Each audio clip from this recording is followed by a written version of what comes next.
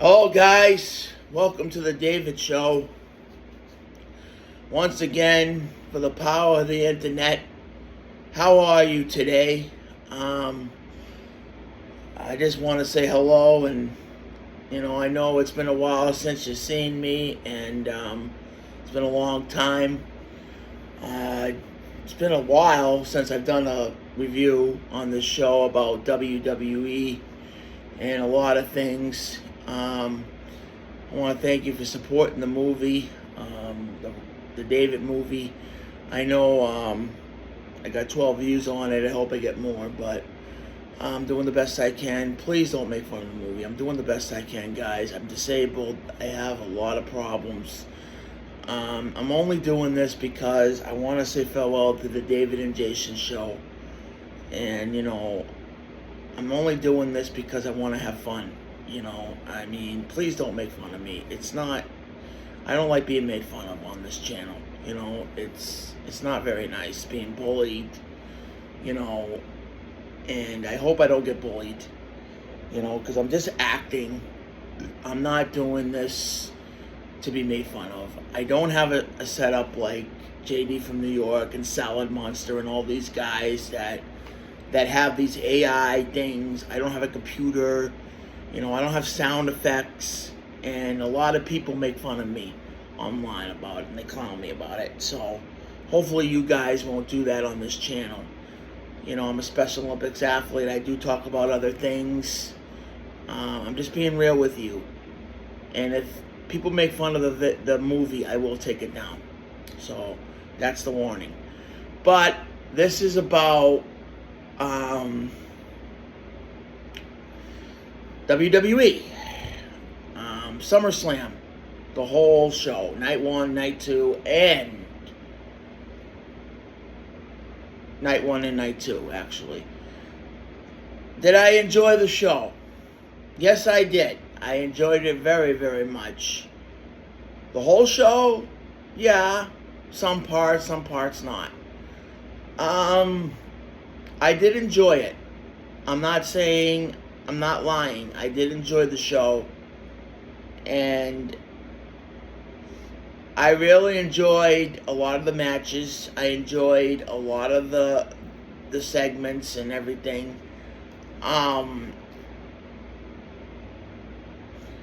Let's get into Oba and Brock.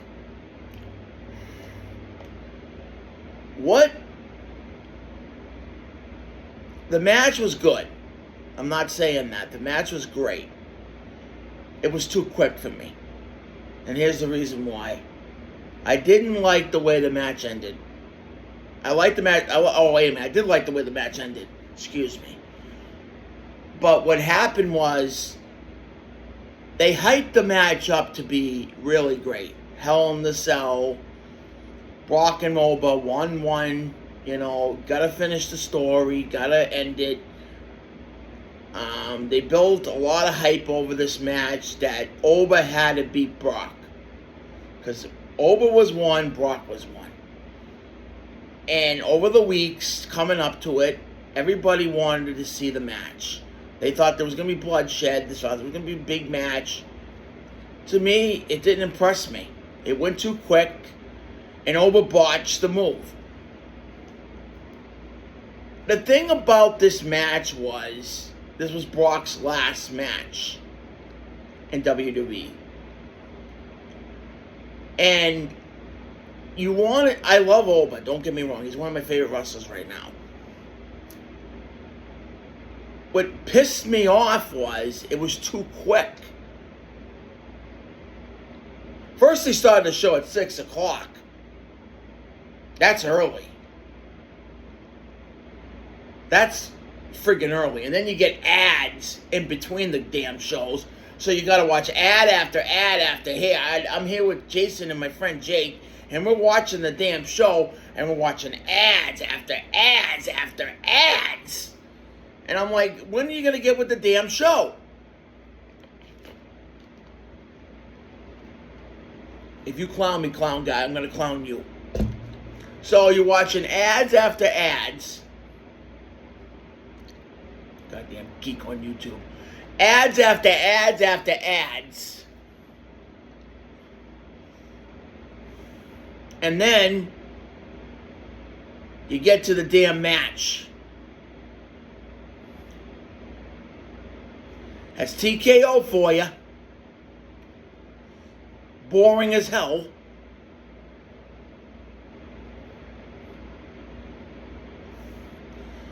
Then Oba and Brock. Match lasted, what, 11 minutes? Maybe less. Wasn't impressed. Boring, I should say. One of the boringest Hell in the Cell matches I ever seen. CM Punk and Drew, it was the other one. CM Punk and the other guy, I forget the other guy's name. Oh God, I'm terrible with names. There's a Claymore. What the hell is his name? I'm getting old.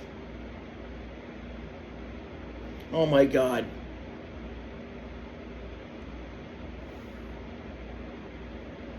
Drew McIntyre. Drew McIntyre and CM Punk were the best ones. This one sucked. It sucked. Sorry, it did. You know why? It was too damn quick, and it stunk. And on top of it, he botched the move.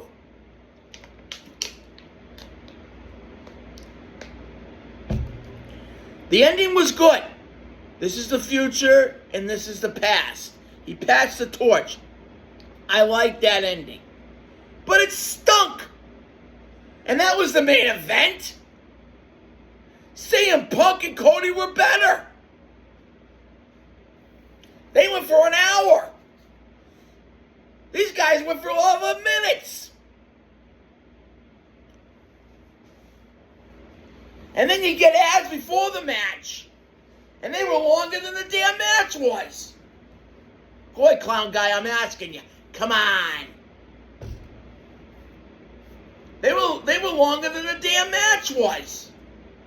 11 minutes. That's all the match was. 11 minutes. Someone tell me what's entertaining about that. Then you get ads in between. Ads! Someone tell me what's entertaining.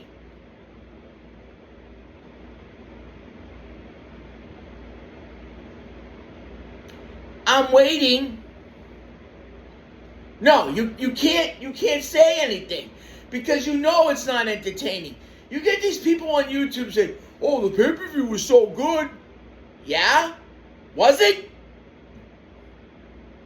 It was good. I thought Oba and Brock was terrible. Could have been better. Could have been longer. Could have been at least more decent than it was.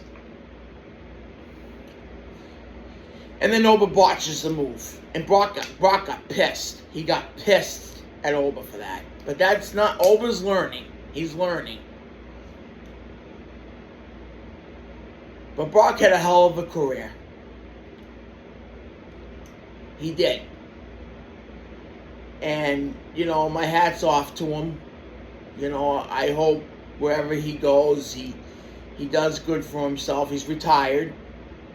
You know, multiple championships. Youngest WWE champion in history. You know, and he is the beast. And he always will be in my eyes. My dad liked him. I liked him. We always watched Brock, you know. And I loved Lesnar. I mean, he was one of the best. And my dad and me were fans of him for a long time. You know, we always called him the Beast, you know, with Heyman and everything. You know, my dad loved him. I mean, my dad loved Brock Lesnar. And the only reason I liked Brock was because my dad liked Brock. He made my dad smile, you know, before my dad passed. So, I love my dad because, you know, when my dad was happy, I was happy. Because there's no man, you know, a lot of people put him down and a lot of people didn't see him like I did. So when Brock came on the TV, it made my dad happy. It made me happy because he was an old man. He grew up with wrestling a lot younger than I did. And Brock made him happy. And when Brock made him smile, it made me smile because I love my dad. And we were pro wrestling fans. And always when I watched a Lesnar match after my dad passed, I would think about my dad. Watching Brock. Even though I liked Oba, I would think of my dad. How much he liked you, Brock. He really liked you a lot. If there was ever a Lesnar match, he was for you. And he'd still be for you if he was alive. He'd still be rooting for you. He loved Brock Lesnar. That was his favorite wrestler on the whole roster. He didn't like anybody else but Brock Lesnar.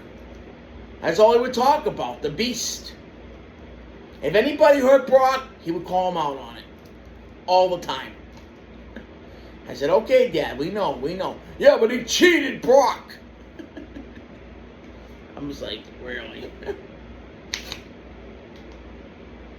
He loved Lesnar. He loved Brock. But back to SummerSlam. I enjoyed it. The best match on the whole night, there were two. Chad Gable and Penta. That was a great match. I enjoyed that match. Chad Gable and Penta. That was great. They took it to each other. And one of the best Intercontinental title matches I've seen in a long time on a SummerSlam pay-per-view, I might add. Those two went out there and gave a stellar performance. I mean, those two were probably the mega matches on night two. Those two are a future. Penta was a great Intercontinental champion, defended the belt every week, and they're the future. They are. Chad's never won the Intercontinental title. But they took it to each other. I give Penta a lot of credit. He really gave Chad a good fight. And I think anybody would agree that it was a good Intercontinental title match. And Chad won the belt. And his family was in the ring with him, and they were crying, and the celebration and everything. The root beer guy, I don't admit that should have never happened, But it was a good match. Danhausen. Human money's on a pole match.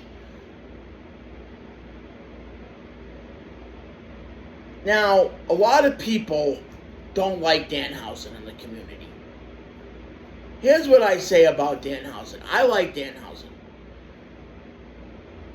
Do I think his wrestling ability? No. Do I think he's entertaining? Yes. And here's the reason why. It's not because he's for the kids. Okay? If you don't like Danhausen, turn off the damn TV.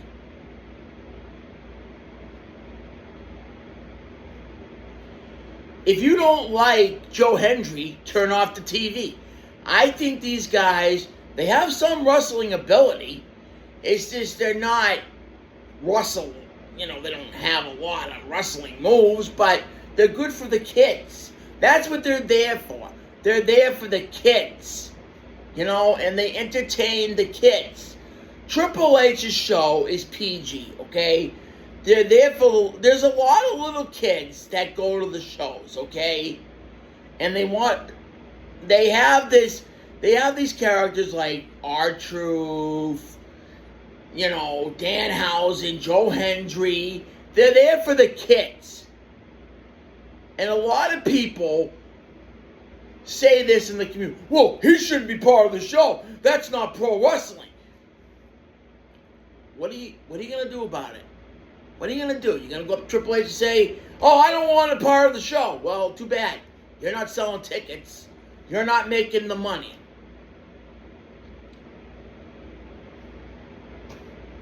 Too bad. Too freaking bad, isn't it, guys? Isn't it irrelevant that you don't like it? Well, too freaking bad. He's part of the show. Danhausen is a wrestler. He's making money. You don't like it, turn off the damn TV and don't watch him.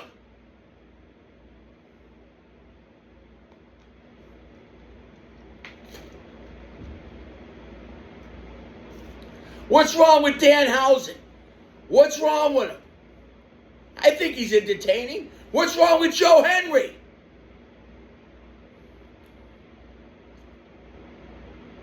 I like these guys to get up in their face and say something to them.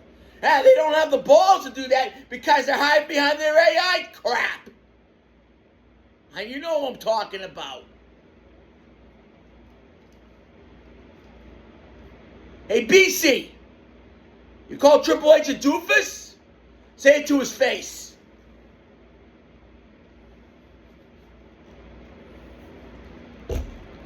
You guys don't have the balls to do what you do every week, huh? And you call out these wrestlers who make a living for their families every week. They take bumps after bumps after bumps, and you call them clowns. Liv Morgan, worst title reign in history. You kidding me? That woman is a wrestler. Seth Rollins doesn't deserve a title. Are you kidding me after what he's done? Injuries?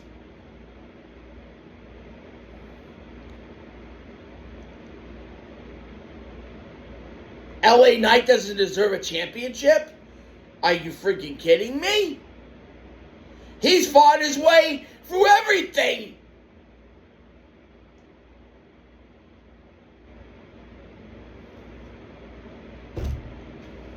Who are these people in the community, tell me, that say these guys that are pro wrestlers, I might add, that take these rests week after week after week, bump after bump after bump, saying they don't deserve a title match? Well, someone opened my eyes, and then you got people actually giving them money. It bedazzles my mind. I'm like, are you freaking kidding me? It's terrible. And then you make fun of Danhausen. And you make fun of Liv Morgan. You make fun of all these wrestlers. And you know, to me, it's sad.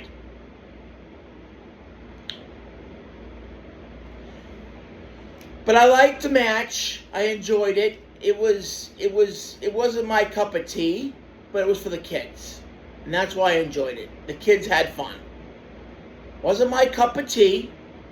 I'm not into stuff like that, but it was good for the kids. Now, I give it a B minus. Now we get to Roman and Seth. Boy, what a title match. A+ all around. The best title match on the whole card. Wow. You have to tell me. I mean,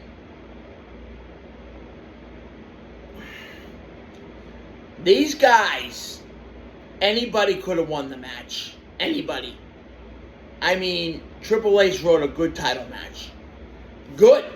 A+. Triple H, I gotta give my props to him. Clap for that. I don't know who could have won. It could have gone all night. It could have been an Iron Man match. These guys got to face off one more time. Part 2. I'm telling you, they have to have a Part 2 match. And it's got to be an Iron Man match. It's got to be. You got to do a Part 2 Triple H. You got to, man. These guys were the best match. How could you not have another rivalry with these two? This was Pillar of the Post, one of the best matches on the whole card. It should be an Iron Man match. I want the fans to do that. Say you want an Iron Man match between these two, because anybody could have won that. It could have gone all night. Move after move after move after move. I mean, I've never seen a world title match like that. Sorry, Pastor Mark, I didn't go. Move after move after move after move after move. I have my nerves. Move after move after move after move.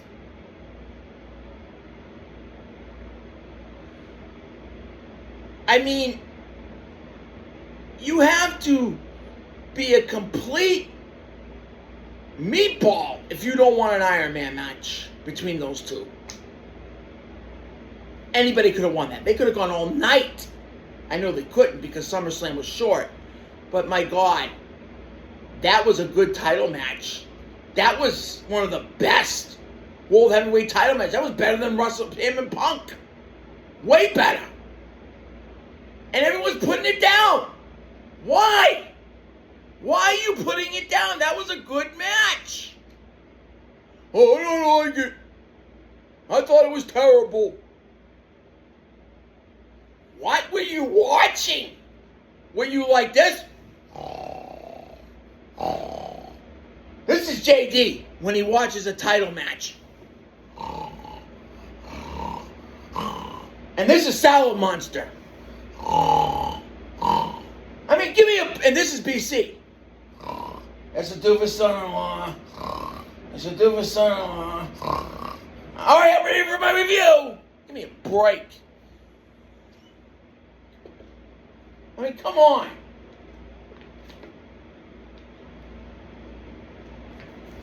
Stupid. I thought it was good. I thought it was great. And you got these idiots saying it sucked. You guys suck.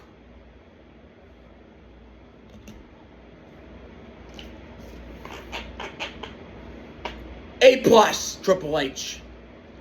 Here's my thumbs up to you. I got something to get off my chest.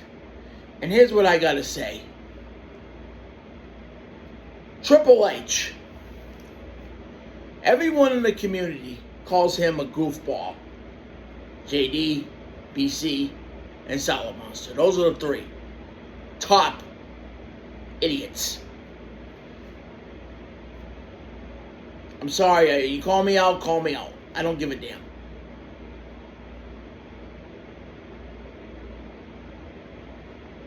Triple H, everybody has a boss at work. You know him. Even me, I've had my share of bosses. Everybody has a boss at their job. Nobody's higher than anybody. Triple H is head of creative, okay? He's the chairman of the board. He's the chief officer of WWE. Who owns TKO? Ariel, Emmanuel. Who's the vice president of TKO? Nick Conn. Who's Triple H's boss? Ariel, Emmanuel. Who does Triple H answer to? Ariel, Emmanuel. So, everybody has a boss. Triple H has to listen to that meatball week after week after week after week, and he has to write the storylines that goofball tells him to write.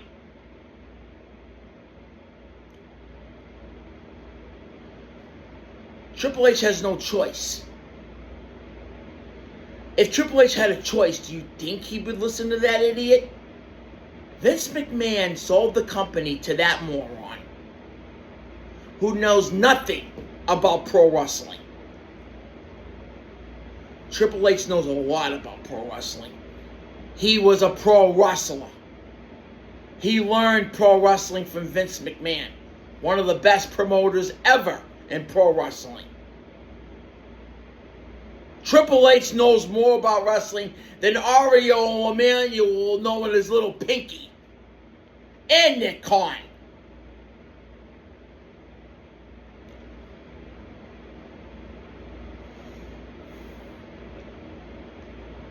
So, my whole thing is this.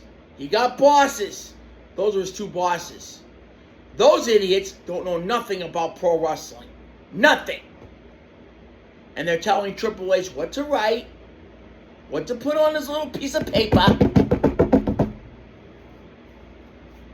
And what does Triple H can do? He has a job. He has a family. He has 2 daughters. He's got a wife, Stephanie. He's got to put bread on the table. He has a freaking job. He has a family. Just like the wrestlers do. These guys have a life. And then you got the idiot podcasters saying they don't deserve to do this and don't deserve that. Let me tell you, these guys got families. Triple H's got to put bread on the table. Just like any other guy. And people putting him down. Here's a guy that is trying to give you the best product he can. He can't help that these jerks are on his back. And then he's got to make cuts. Which I don't think he wants to do. You think he likes doing this? No. He doesn't. He doesn't like firing people. He's got to do it because his stupid boss, Ariel, tells him to, and Nick Conn. You guys don't understand this. Why don't the podcasters tell the truth? It's all Nick Conn and Ariel, Emmanuel. They're the ones that are behind the scenes.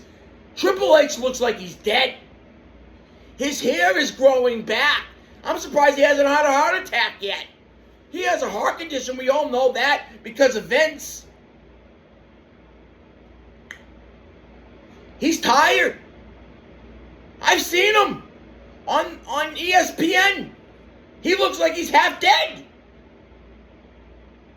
He's tired because he's got to listen to these guys constantly. Vince has sold the company to the devil. The devil! And that's TKO. If Vince had sold the company to Triple H and Stephanie and Shane, the company would have been fine. Nothing would have happened. Triple H would have been able to do whatever he wanted. Everybody would have been happy. And things would have been the way they were. No cuts, no nothing. And WrestleMania wouldn't be in Saudi Arabia. It'd be in the United States. And not in Vegas and twice because TKO wanted it that way.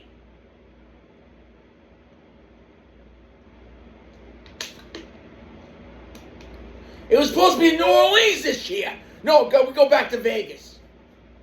And they didn't make much money, did they? Idiots. Triple H, it's not his fault. I don't blame him. I blame TKO. I blame them. I blame them 100%. I blame Nick Conn and I blame Ariel Emmanuel for the product being bad, not Triple H. I'm not blaming Triple H. Nope.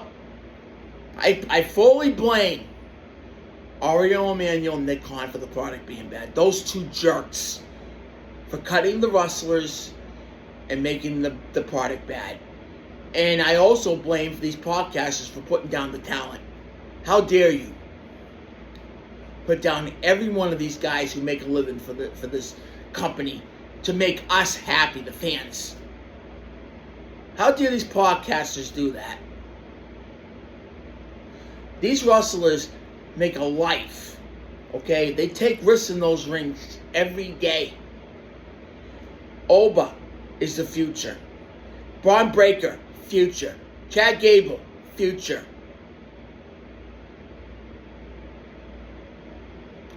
Every one of them. Even young OG, all of them. Ethan Page, future. All of them are the future at WWE. Io Sky, all of them.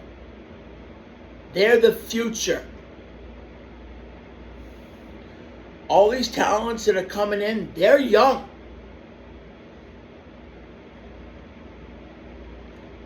They're the future of WWE. And they're coming in. And they're going to be the new face. And Punk and Roman, Punk and Roman and all these guys, and Cody and all of them, they're teaching them the way of the new generation. And these are guys that have been in the business a long time. And Randy and Kevin Owens and Sami Zayn. So got a few more years left in them. You know, these guys take risks every day. Yeah, they're boring. Yeah, they're not worth it. No, that's not true. They take risks out there. Oba, he's the future. He's going to be a W champion. Right now, it's not his time, but he's going to win the Rumble, and he's going to face Roman at WrestleMania in Saudi. It's not going to be The Rock and Roman. I'm telling you that right now. It's not going to happen. Rock's done with wrestling. I think Rock should just stay away. He is not. He should stay away. I don't know what his beef is with Triple H. I don't know what the hell happened between those two. It's behind the scenes. I don't know. I haven't watched Unreal. I got to check those out. I got to watch 1 and 2 and 3. But let me tell you something. The podcasters that are making fun of these guys week after week, get your head out of your butt, your ass. Excuse my language, babe, but get your head out of your ass and realize that it's not Triple H. It's Ariel, Emmanuel, and the Conn. Because let me tell you something. Pro wrestling's a rough job. And I see what these guys go through on a daily basis. I see Triple H. I've seen interviews with him on YouTube. I've seen interviews with him on ESPN. He looks completely tired. The podcasters should call out Ariel and Nick Conn. And they don't have the balls. You know, that's why I feel like WWE is a good place. I still am a pro wrestling fan. I don't like AEW. I think it's successful in what? And I think John Moxley should leave that place and go back home. Like, subscribe, comment, favorite, and don't forget the Sports Special Olympics, and don't forget to put Jesus first, always and forever, and don't forget to support the movie, and if you make fun of it, I'm taking it down. And babe, I love you always and forever. Bye for now, guys. And don't forget to support WWE. Bye now. Don't make fun of Triple H.